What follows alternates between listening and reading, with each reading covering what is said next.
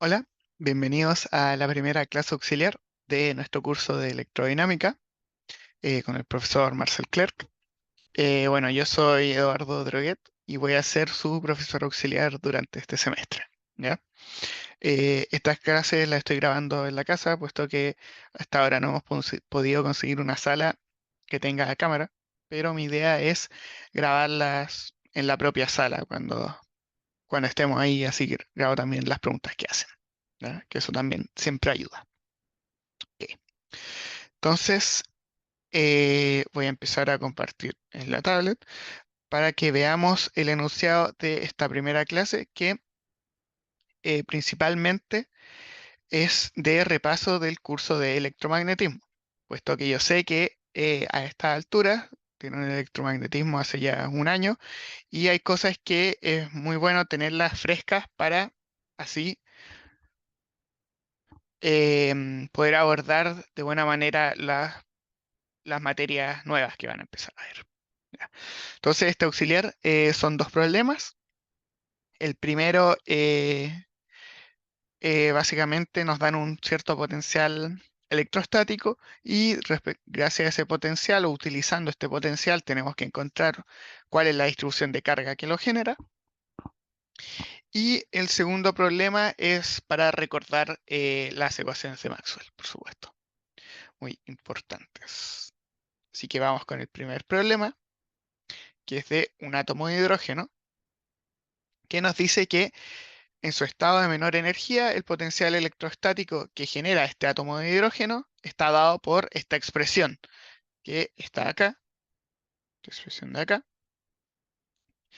donde este módulo de E es simplemente la magnitud de la carga eléctrica del electrón y A0 es el radio de Bohr, ¿ya? Entonces, lo primero que nos piden es encontrar y graficar la distribución de carga eléctrica que produce este potencial. ¿Ya? Primero, notemos algo bastante interesante y es que este potencial tiene dos partes, ¿cierto? Tiene una parte que va como, bueno, una exponencial y como 1 a la r, ¿ya? Y otra parte que elimina estos r y solo va como una exponencial que decae, por supuesto, en el infinito, ¿ya? Esta parte que tiene el 1, básicamente que va como 1 a la r, como exponencial partido por r, es la parte que da cuenta del núcleo, ¿cierto? Porque diverge en el origen, ¿ya? Y el otro término, que es simplemente una exponencial, da cuenta de la nube electrónica, ¿ya? Eso es siempre importante ver cuál es el sentido físico con lo que estamos trabajando. Entonces, lo primero que nos piden es encontrar ρ de r, dado un cierto potencial, ¿ya?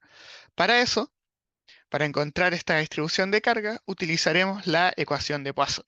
Ya, la ecuación de Poisson, como ustedes recordarán, es que el laplaciano del potencial es menos 1 partido por epsilon 0 por la distribución de carga. ¿Ya?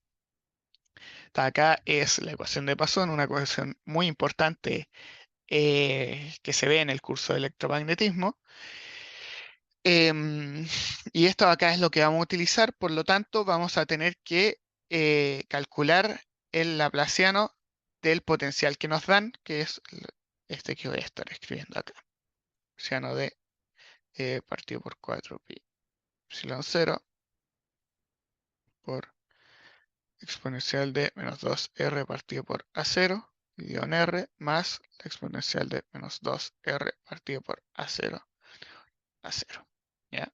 Y vamos a ver que calcular esto no es trivial, sino que tiene algunas sutilezas que se necesitan tener en cuenta. ¿Ya? Entonces, ignorando un poco por ahora las constantes, tenemos que calcular el laplaciano de la exponencial de menos 2r dividido en a0 dividido en r más la exponencial de e a la menos 2r partido por a0, todo esto dividido en a0. Por supuesto. Tenemos que calcular estos dos laplacianos que tengo acá. ¿Ya? Para el primero, vamos a calcular este de acá, que como podemos notar es el laplaciano de una división, ¿cierto? Entonces nos vamos a aprovechar de una de las propiedades del laplaciano, que es el laplaciano de la multiplicación, ¿ya? El laplaciano de la multiplicación es que el laplaciano de dos funciones que se están multiplicando, f por g, es igual a el laplaciano de f por g más dos veces el gradiente de f producto punto el gradiente de g más f por el laplaciano de g. ¿Ya? Entonces, utilizando esto, tenemos que el laplaciano de e a la menos 2r partido por a0 dividido en r va a ser igual a el laplaciano de esta exponencial por 1 partido por r más dos veces el gradiente de la exponencial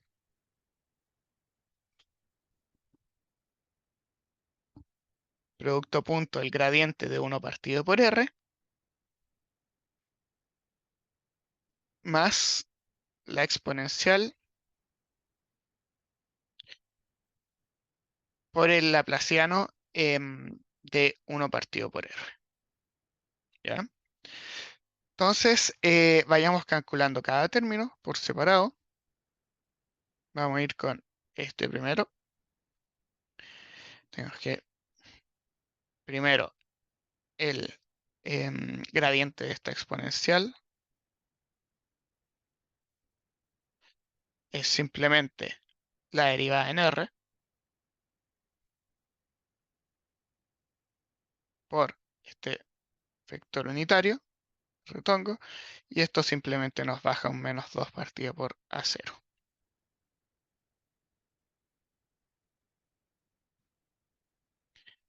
Em, Ahora, bueno, lo vamos a hacer por órdenes, así que ahora voy a calcular el gradiente este que tengo acá, mejor.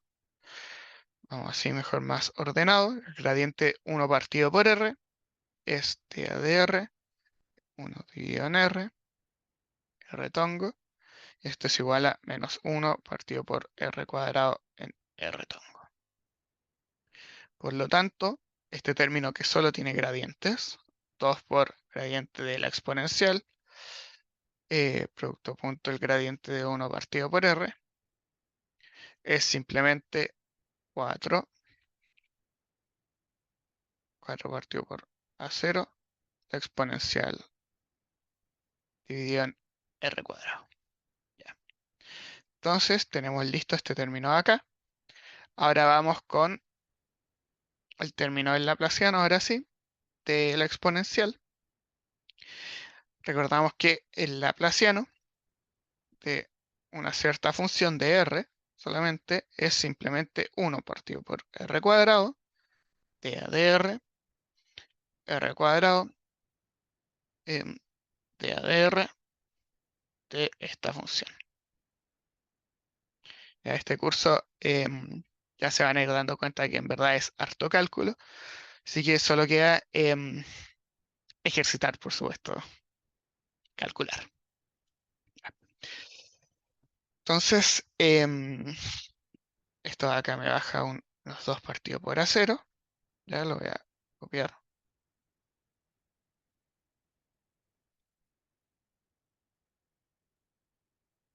por menos 2 partido por a0.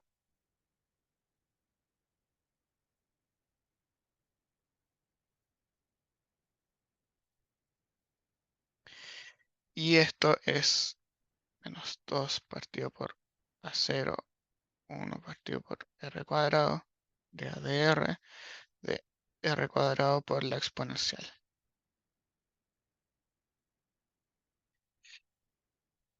Ya.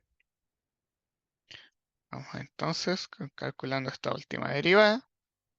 1 partido por r cuadrado de 2r por la exponencial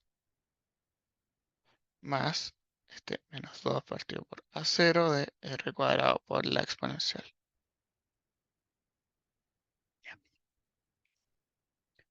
Por lo tanto, tenemos que el laplaciano de la exponencial por 1 partido por r va a ser simplemente 4 la exponencial, 2r partido por a0, dividido en a0 cuadrado r. ¿Ya? ¿Por qué? Porque se me van a cancelar este r cuadrado con este r cuadrado y me queda este 1 partido por r, menos 4 a la menos 2r partido por a0, 0 r cuadrado. Como podemos ver, las dimensiones calzan. Acá tenemos 1 partido por r cubo y acá también tenemos, o sea, más que r cubo, acá tenemos 1 partido por longitud al cubo y acá también tenemos 1 partido por longitud al cubo. Por supuesto, a0 tiene dimensiones de longitud, igual que r. Ya. Entonces, tenemos listos dos de los términos, así que vamos con el último, que es el del laplaciano de 1 partido por r. ¿Ya? Laplaciano de 1 partido por r. Uno estaría tentado a calcularlo con la definición de Laplaciano, la definición que anoté acá, con esta definición, pero si lo hacemos, notamos que este DADR me va a hacer que me salga un 1 partido por r cuadrado, con un menos, ¿cierto? Y este r cuadrado se va a anular con el que me quedó abajo, por lo tanto esta derivada va a ser 0. Eso nos estaría dando que el laplaciano de 1 partido por r es 0. Pero esto no es verdad, puesto que, como habrán visto en clase y con ciertas propiedades matemáticas, en verdad el laplaciano de 1 partido por r, dada esta divergencia que tiene en el origen, no es 0, sino que es menos 4pi por la delta de Dirac centrada en el origen. ¿Ya? Entonces el laplaciano de 1 partido por r, siempre recuérdenlo, no es 0, ¿ya? Sino que es esta delta de Dirac por este factor menos 4pi, debido a esta divergencia que tiene. Por lo tanto, ahora sí este último término es a la menos 2r partido por a0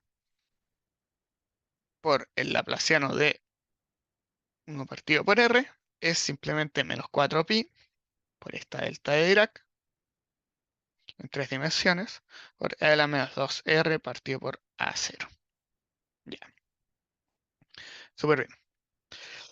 Por lo tanto, si juntamos todo lo que hemos hecho hasta ahora, tenemos que el laplaciano de e a la menos 2r partido por a0, todo esto dividido en r, es simplemente el factor que tiene el 4, 4 por menos 2, r partido por a0, 0 cuadrado r, menos 4 a la menos 2, r partido por a0, partido por a0, r cuadrado, más 4 por a la menos 2, r partido por a0, partido por a0, r cuadrado, menos la delta, ¿cierto? Este 4pi, delta a la 3 de 0 a la menos 2, r partido por a0. La exponencial se mantiene en todos. Y podemos notar que este término de acá se cancela con este término de acá, por lo tanto nos quedan solamente estos dos que voy a copiar. Con eso tenemos el laplaciano de nuestro primer término, así que solo resta calcular el del segundo término, pero el del segundo término es mucho más simple, puesto que es básicamente como el que acabamos de calcular, solo que ahora el r lo cambiamos por un a0, así que no es una multiplicación. Tengo que dividirlo por a0, así que esto es 1 partido por a0, el laplaciano de esta exponencial, y esto ya lo calculamos. ¿Ya? Esto ya lo calculamos. Esto de acá es 4 partido por a0 cubo, la exponencial, menos 4 a la menos 2 r partido por a0 cuadrado r. Por lo tanto, si juntamos todo, juntamos los dos laplacianos, tenemos que voy a escribir abajo, el laplaciano del potencial electrostático que nos dieron es igual a estos factores constantes, por supuesto, multiplicado por 4e a la menos 2r partido por a0, 0 cuadrado r, menos 4pi delta cubo, 0, e a la menos 2r partido por a0, más esto último que calculamos. Cubo e a la menos 2r partido por a0, menos 4e a la menos 2r partido por a0, cuadrado r. Estos de acá notamos que son iguales, así que se nos cancelan. Así que recordamos también que por la ecuación de Poisson, esto de acá es menos rho de r partido por epsilon 0. Por lo tanto, la distribución de carga que produce este potencial es igual a eh, módulo de la carga del electrón partido por 4pi multiplicado por 4pi la exponencial de menos 2r partido por a0 delta de cubo 0 menos 4 a la menos 2r partido por a0 cubo. De acá recordamos que la delta está definida como 0 en todas partes, menos en su argumento, y como su argumento es 0, notamos que esta exponencial de acá va a estar multiplicada por 0 menos para r igual a 0. Y para r igual a 0, esta exponencial es simplemente 1. Así que se nos va y nos queda que la distribución de carga es el módulo de la carga del electrón multiplicada por un término que es una delta de Dirac menos un término exponencial por pi a 0 cubo. Y con eso tenemos listo el resultado de la parte A y notamos que el resultado que nos dio tiene bastante sentido. ¿Por qué? Porque el átomo de hidrógeno nosotros sabemos que está compuesto de un núcleo, ¿cierto? Un núcleo con carga positiva y una nube electrónica con carga negativa. Por lo tanto, ¿qué tenemos acá? Tenemos que la distribución de carga es proporcional a la carga del electrón, lo cual tiene sentido, ¿cierto? Porque estamos trabajando con estas unidades eléctricas. Pero tenemos un término que es básicamente un punto en el origen, que ese sería el núcleo, ¿cierto? El núcleo está centrado en el origen, por eso tenemos esta delta de Dirac, la cual tiene valor positivo, y un término negativo, ¿cierto? Que es exponencial, que decae en el infinito, que da cuenta de esta nube electrónica que rodea el núcleo. Por lo tanto, el resultado de la parte A tiene bastante sentido. Nos piden graficarlo.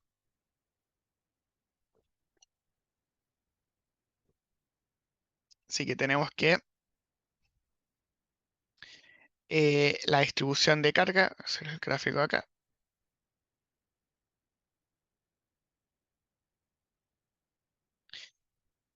en función de R, es simplemente en 0 va infinito, acá el 0, no igual a 0 es más infinito, ¿cierto? Ahí, ok. Y cuando es distinto de 0, parte desde acá y en el infinito se va haciendo 0 la distribución de carga. Este de acá sería nuestro gráfico, es discontinuo por supuesto debido a este término de la delta de Dirac, pero este es el resultado que tuvimos. Ya. Entonces vamos con la parte B. La parte B de nuestro problema nos piden calcular la carga encerrada a un cierto radio R, de una esfera de radio R. Por lo tanto, simplemente tenemos que integrar esta distribución de carga que obtuvimos aquí. Así que este Q de R es la integral volumétrica, ¿cierto? De F de la densidad de carga. Ahora, expandiendo en coordenadas esféricas, que son las coordenadas naturales para nuestro problema, dada la exponencial, por supuesto, que tenemos, y la simetría que tiene este problema, nos da que esto es el módulo, ¿cierto?, de la carga del electrón, o la integral de 0 a 2pi, integral de 0 a pi, integral de 0 a r, de phi, seno de teta, de, lo voy a escribir mejor, de r, de teta, de phi, seno de teta, la delta, menos la exponencial.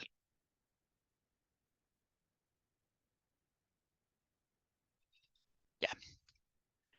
La delta, sabemos que esta integral de acá va a dar 1 simplemente, ¿cierto? Sabemos que la delta centrada en el origen, em, integrada, ¿cierto?, en un volumen cualquiera, da simplemente 1.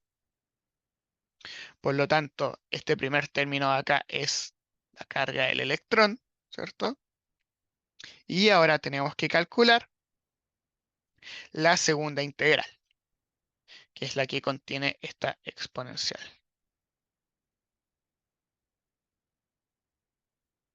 La, la segunda integral, que es esto que está acá, y tiene antes, por supuesto, un menos módulo del electrón, la carga del electrón. Ya, súper. Entonces ahora, estas integrales angulares, las integrales en el ángulo sólido total, sabemos que da simplemente 4pi, ¿cierto? 4pi. Así que se nos van a cancelar este con este. Y tenemos que resolver la integral de 0 a r, de r cuadrado, e a la menos 2r partido por a0 de r. Esta integral, como podrán recordar de sus distintos cursos de cálculo y de métodos matemáticos, la podemos resolver con integración por partes, ¿cierto? O igual a r cuadrado, de b es igual a e a la menos 2r partido por a0 de r, por lo tanto de u es 2r de r, y b es a0 partido por menos 2, e a la menos 2r partido por a0. Por lo tanto, esta integral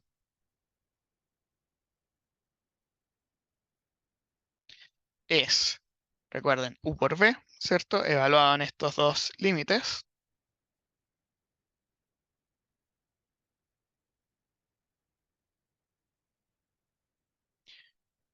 menos la integral de b de u. R a 0 menos 2, a la menos 2r partido por a0 por 2r de r. Y esto de acá es simplemente menos r cuadrado a 0 e a la menos 2r partido por a0 dividido en 2, más la integral de 0 a r a 0 r e a la menos 2r partido por a0. Ya. Y ahora nos queda resolver esta última integral, que la podemos resolver con integración por partes, o podemos utilizar otros trucos de cálculo como definir este parámetro como un alfa, ¿cierto? Y definir esto acá como una derivada con respecto a alfa. Yo lo voy a hacer de nuevo por integración por partes, diciendo que u es igual a 0r, de b es igual a la exponencial, ¿cierto? De la misma manera, r, de u es simplemente a 0 de r, y b es igual a menos a 0 medios y la exponencial. Ya. Por lo tanto, haciendo la integral, tenemos que esto es a 0 r e a la menos 2r partido por a0 de r. Nuevamente tenemos las funciones evaluadas.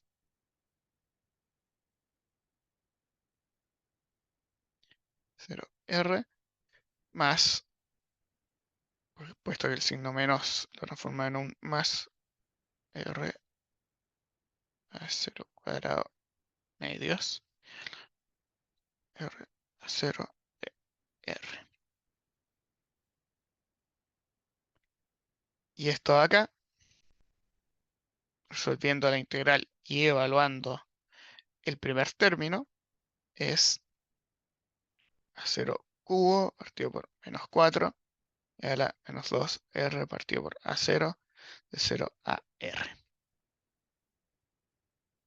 Y ahora, evaluando y factorizando, tenemos que esto es a 0 cubo cuartos, 1 menos la exponencial de menos 2r partido por a 0, menos a 0 cuadrado r e a la menos 2r partido por a 0 medios.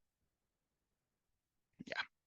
Por lo tanto, si juntamos todo, tenemos que 4pi por la exponencial de la integral, perdón, de 0 a r, este r cuadrado por la exponencial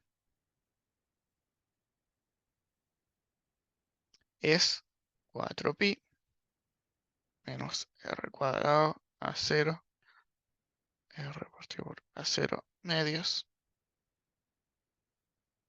cuartos, 1 menos r 0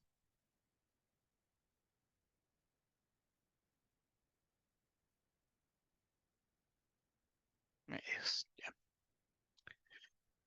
Así que desarrollando esto em, y factorizando, podemos reemplazar en nuestra expresión de la carga total encerrada por una esfera a radio r y nos queda que es, primero, esta carga del electrón sola, que da cuenta nuevamente, bueno, ya lo veremos, pero del núcleo, menos 2 partido por a0 cubo, factor común de a0 cubo medios, 1 menos e a la menos 2 r partido por a0, menos e a la menos 2 r partido por a0, r cuadrado a0 a0 cuadrado r.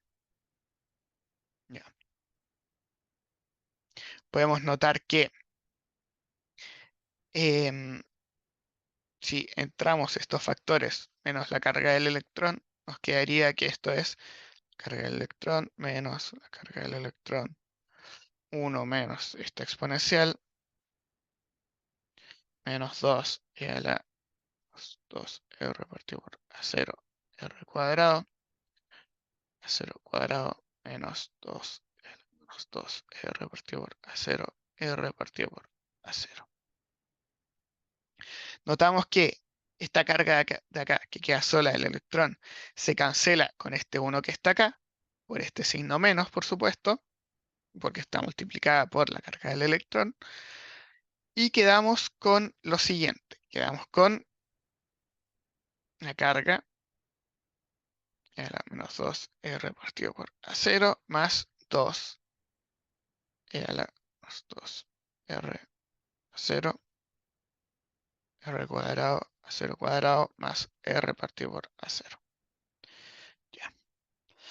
Ahora, eh, con esto ya lo pudimos reducir bastante. Nos queda que Q de R es igual a la carga del electrón por 1 más 2r cuadrado partido por a0 cuadrado más 2r partido por a0 multiplicado por este factor exponencial. Y con eso tenemos la carga encerrada del átomo de hidrógeno por una esfera de radio R. Cuando R tiende a infinito, sabemos que la exponencial le gana a cualquier polinomio, ¿cierto? Por lo tanto, esta exponencial cuando tiende a infinito se va a cero. Por lo tanto, la carga eh, encerrada en radio R, cuando R tiende a infinito, es simplemente cero, lo cual tiene bastante sentido. ¿Por qué? Bueno, porque sabemos que el, el átomo de hidrógeno, perdón, es un átomo neutro, ¿cierto? Entonces, como es un átomo neutro, sabemos que la carga total es cero, por lo tanto, si estamos muy lejos, no debe tener carga, ¿cierto? No vamos a estar encerrando ninguna carga por la neutralidad de este átomo. Si graficamos esta función, podemos graficar las dos partes que tiene, la parte polinómica y la parte exponencial. La parte exponencial sabemos que decrece y la parte polinómica podemos ver que es simplemente una parábola que parte del 1. Por lo tanto, tenemos que esta parte, voy a dibujar así, la parte polinómica crece como una parábola y la parte exponencial decrece de manera, por supuesto, exponencial hasta el infinito.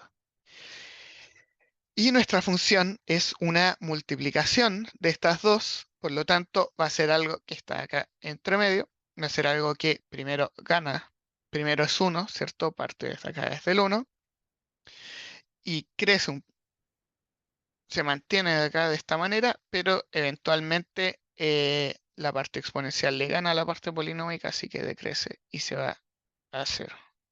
Igual se va a 0. Con una cierta longitud característica que es el A0. Esto de acá es R, esto de acá es Q de R, R mayúscula, y esto es 0. Esto de acá sabemos que es la carga del electrón. ¿Por qué? Porque en el origen, en una esfera que contiene solo el origen, está el núcleo que tiene esta carga positiva. Súper. Entonces con eso estaríamos listos con la pregunta número 1. La pregunta número 1 que era recordar la ecuación de esta de Poisson, ¿cierto? Y empezar un poco a ya hacer cálculos, puesto que este curso es bastante de cálculo. Tiene bastantes cálculos que ir. También recordar la sutileza del laplaciano, por supuesto, em, del, del 1 partido por R, perdón. Ya. Con eso estaríamos listos para pasar a la pregunta 2, entonces, la pregunta 2, que es de ecuaciones de Maxwell, ¿cierto? En un medio conductor imperfecto. ¿Ya? Nos dicen que hay un cierto medio conductor imperfecto que tiene una permitividad y permeabilidad distinta a la del vacío. Y en ese medio se cumple la ley de Ohm, que la tenemos ahí escrita, donde eh, este sigma es la conductividad del medio. Ya.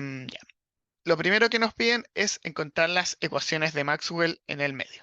Para eso, yo dejé acá escritas las ecuaciones de Maxwell en el vacío. Y lo único que tenemos que hacer es cambiar la permitividad, ¿cierto? Sub 0 por la del medio. Lo mismo con la permeabilidad. Y utilizar la ley de Ohm, que la ley de Ohm nos dice que la densidad de corriente es igual a sigma por el campo eléctrico. La corriente igual a sigma por el campo eléctrico. Así que, reemplazando esto, llegaremos a las ecuaciones de Maxwell, que son las siguientes. Primero, la de la divergencia, ¿cierto? Del campo eléctrico es igual a 1 partido por epsilon por la densidad de carga. Segunda, la divergencia del campo magnético, que siempre es 0, por supuesto. Tercero, el rotor del campo eléctrico más la variación temporal del campo magnético es igual a 0. Y cuarto, el rotor del campo magnético menos mu epsilon por la derivada temporal del campo eléctrico es igual a mu, y aquí voy a utilizar la ley de Ohm, sigma epsilon. Y con eso tenemos nuestras ecuaciones de Maxwell en este medio. Súper. Entonces, ahora vamos a ir con la parte B, que la parte B nos pide encontrar la evolución temporal de una cierta densidad de carga inicial arbitraria. ¿ya? Entonces tenemos que empezar a jugar con estas ecuaciones, ¿cierto? Jugar con nuestras ecuaciones de Maxwell para encontrar cómo va a evolucionar una cierta densidad de carga inicial, ¿ya?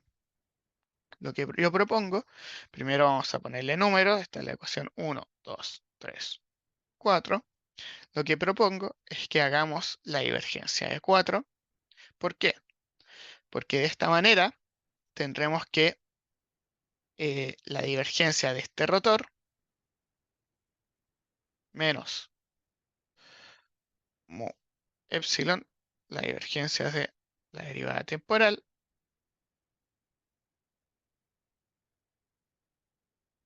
es igual a mu sigma, la divergencia del campo eléctrico, ¿ya? Podemos acá intercambiar las derivadas, sabemos que todas estas funciones son bien portadas, por lo tanto podemos cambiar la derivada temporal por esta divergencia, y esto acá sabemos que, por supuesto, se nos va a anular, así que llegaremos a lo siguiente, llegaremos a que, reemplazando acá la ecuación 1, llegamos a que eh, la divergencia de J más la divergencia, más, perdón, la derivada temporal de f de t es igual a cero. ¿Por qué? ¿De dónde sale esto? Bueno, recuerden que acá no reemplacé la ecuación 1, sino que acá me devolví y anoté esto como mu divergencia de j, ¿cierto?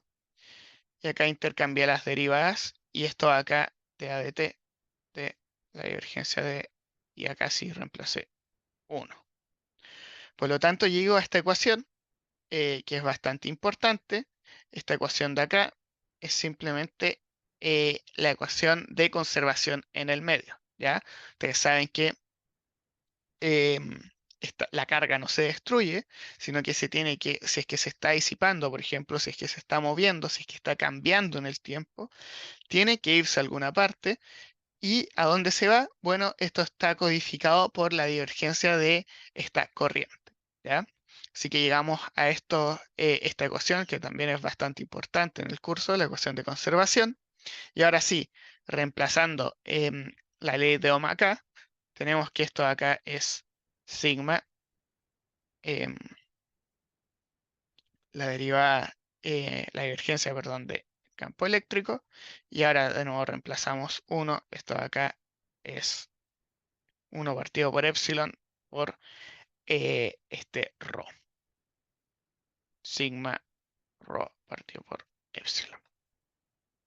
Juntando todo, nos queda que em, sigma partido por epsilon de rho más de rho a de t es igual a 0. Por lo tanto, tenemos que la derivada temporal de la densidad de carga es igual a menos sigma partido por epsilon rho. Esto es una de dos, simplemente que sabemos resolver, ¿cierto? De primer orden, bastante simple. Sabemos que esta de acá tiene como solución la exponencial multiplicada por una cierta condición inicial. Por lo tanto, la distribución de carga en el tiempo es la distribución de carga que había en un inicio, ¿cierto? Multiplicada por la exponencial de menos sigma partido por epsilon en el tiempo. Y esto de acá es la evolución temporal de mi densidad de carga inicial. Podemos notar que efectivamente la densidad de carga disminuye en el tiempo, ¿cierto? Y que como la densidad de carga no puede desaparecer así por así, ocurre lo que yo ya les decía, que vimos en la ecuación de conservación, y es que debido a que disminuye, se está transformando en esta corriente que vimos que era el otro término en la ecuación de conservación. Em, Eso básicamente con este problema. ¿Bien? Entonces se está disipando hacia el infinito por las propiedades de esta divergencia. ¿Ya?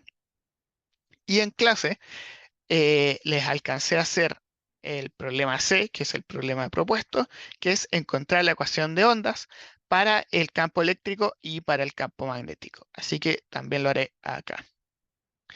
Es un juego bastante similar a lo que ya hicimos con las ecuaciones de Maxwell, solo que ahora lo que vamos a tener que hacer es simplemente aplicar el rotor a 3 o el rotor a 4, dependiendo de cuál sea la em, distribución de carga que queremos, no distribución de carga, perdón, cuál sea la ecuación que queremos encontrar.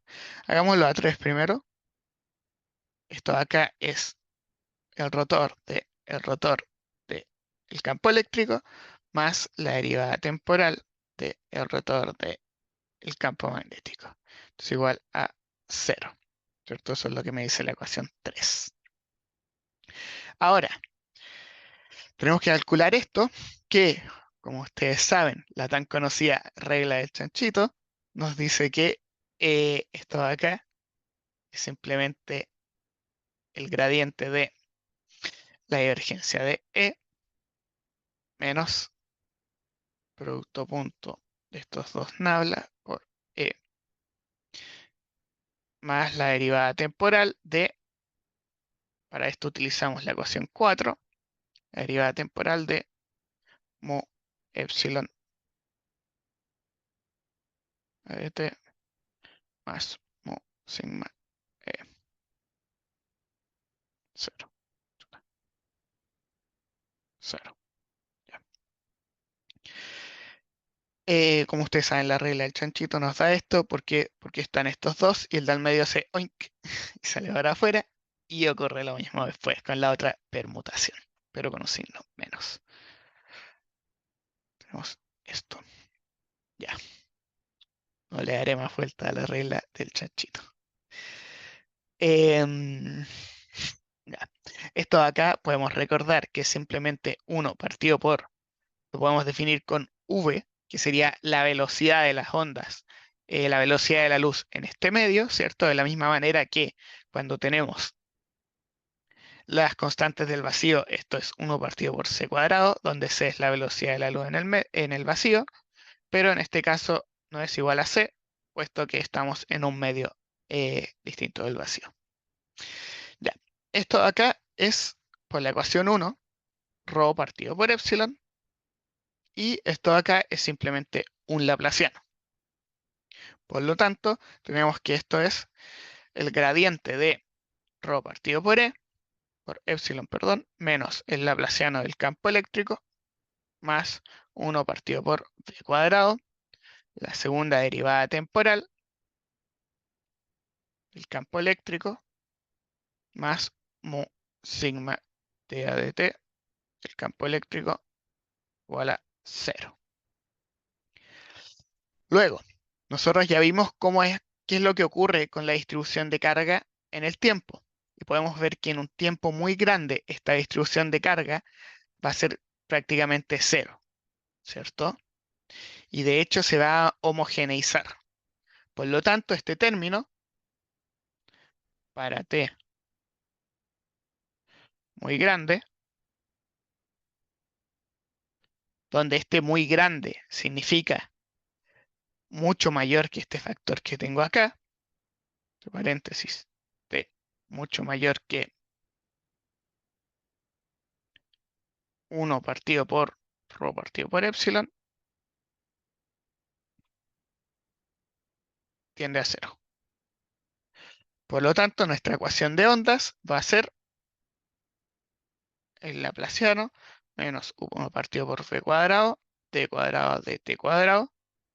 Recuperamos la parte original de la ecuación de ondas, pero tiene un cierto factor, mu sigma de ADT, que da cuenta que estamos en un medio material, ¿cierto? Un medio material, y sería este término disipativo, ¿ya? Por lo que tengo entendido. Sí, ya. Ahora em, nos queda la segunda ecuación, ¿ya? La ecuación para el campo magnético. Para eso hacemos el laplaciano de 4, ¿ya? Laplaciano de la ecuación 4 nos queda el laplaciano no el laplaciano, el rotor, perdón. El rotor de 4 nos queda el rotor del campo magnético menos mu epsilon de A de t, el rotor de E menos mu sigma, el rotor de E igual a 0. Esto acá podemos usar la ecuación 3 y acá podemos utilizar la regla del chanchito nuevamente y nos queda que esto es una parte de la divergencia del campo magnético y la otra parte con el producto punto entre los nablas del campo magnético. Esto sabemos que es laplaciano y esto sabemos que es 0, por supuesto, por la ecuación 2. Así que, juntando todo, tenemos que, y juntando esto de la ecuación 3, menos el laplaciano de B, más mu epsilon de cuadrado B a de t cuadrado, sigma de B de t, nos queda esta ecuación, que de nuevo la voy a factorizar el b, es simplemente el laplaciano, menos 1 partido por b cuadrado, por la derivada temporal, segunda derivada temporal, menos este último término que se añade por el medio en el que estamos. Y con eso logramos encontrar nuestras dos ecuaciones, tanto para el campo nuestras ecuaciones para el campo magnético y para el campo eléctrico, las ecuaciones de onda, que por supuesto tienen una forma bastante similar, si no la misma. Entonces, con esto estaría listo los dos problemas del auxiliar número 1. Con esto tenemos estos dos problemas que sirvieron, por supuesto, para repasar estos conceptos de electromagnetismo, como lo son la ecuación de Poisson, como lo son las ecuaciones de Maxwell, muy importante, la ecuación de continuidad también, y también para volver a empezar a calcular nuevamente, que es algo que, como ustedes saben, todo físico tiene que hacer muy bien, que es calcular. Ya. Entonces, con eso estaríamos con la clase número 1 y la clase número 2 ya empezamos con la materia propia del curso, que serían funciones de grid. Así que eso.